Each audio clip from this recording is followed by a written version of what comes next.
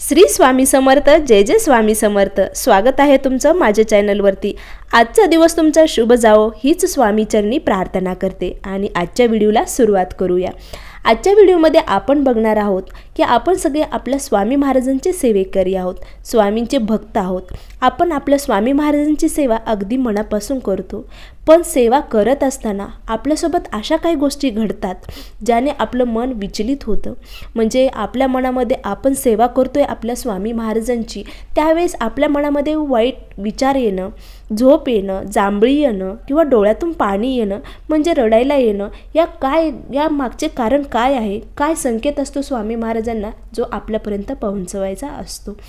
ज्यावेळी आपण ह्या गोष्टी म्हणजे आपल्यासोबत घडतात, म्हणजे कधी चांगल्या असतात तर कधी वाईट देखील असतात, ते आपल्याला ते समजत सुद्धा नाही। सतत आपण म्हणजे सगळे स्वामी सेवेकरी आहोत आणि स्वामींची सेवा करतो।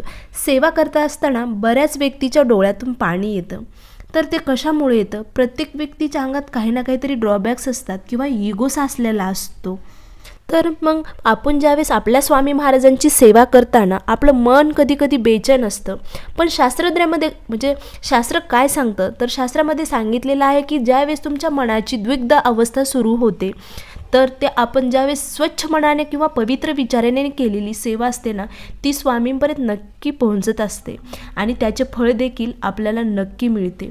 पण ज्यावेळी डोळ्यातून पाणी येणे किंवा म्हणजे वाईट विचार येणे, तर ती व्यक्ती द्विग्ध अवस्थेत असते, म्हणजे त्या व्यक्तीच्या अनेक विचार मनामध्ये साचलेले असतात आणि ते विचार ज्यावेळेस ती सेवा करत असते त्यावेळेस ते घुरपडत असतात।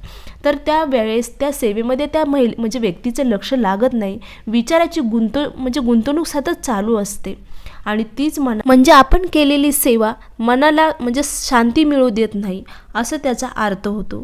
जर तुम्ही म्हणजे तुमच्यावर काहीतरी संकट आले किंवा तुम्ही संकटामध्ये सापडला असताल, त्यासाठी जर तुम्ही त्या संकटातून मुक्त होण्यासाठी किंवा बाहेर पडण्यासाठी जर सेवा करत आहेत, तर त्यावेळेस तुम्ही रडू येणं किंवा जांभळी येणं हे देखील घडू शकतं।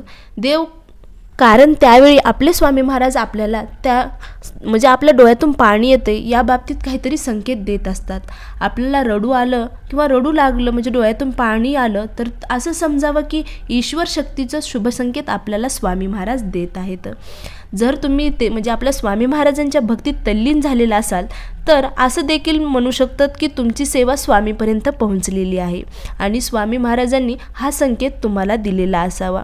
म्हणजे मनापासून केलेली कोणती पण गोष्ट नक्कीच यशस्वी होते। तुम्ही जर मनापासून आणि स्वामीवर श्रद्धा विश्वासाने जर सेवा केलेली असेल तर नक्कीच ती स्वामीपर्यंत सेवा पोहोचलेली आहे। त्यामुळे आपल्या अंगावर म्हणजे शहारे येणे, डोळ्यातून पाणी येणे हे आपल्यासोबत घडत असते।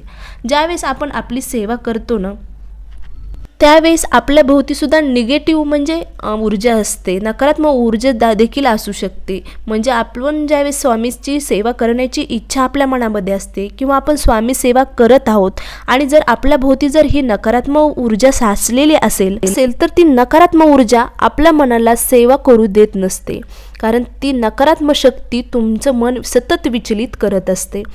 जर तुमच्यासोबत असं घडत असेल की तुम्ही स्वामी सेवा करताय, स्वामींच्या सेवेमध्ये तल्लीन झालेला आहेत आणि तुमच्या डोळ्यात पाणी, जांभळी येणं हे जर तुमच्यासोबत घडत असेल तर नक्की मला कमेंट करून सांगा झालेली। तर या प्रकारचा आजचा व्हिडिओ होता। व्हिडिओ आवडला असेल तर नक्की लाईक करा, शेअर करा आणि सबस्क्राईब करायला मात्र विसरू नका। श्री स्वामी समर्थ, जय जय स्वामी समर्थ।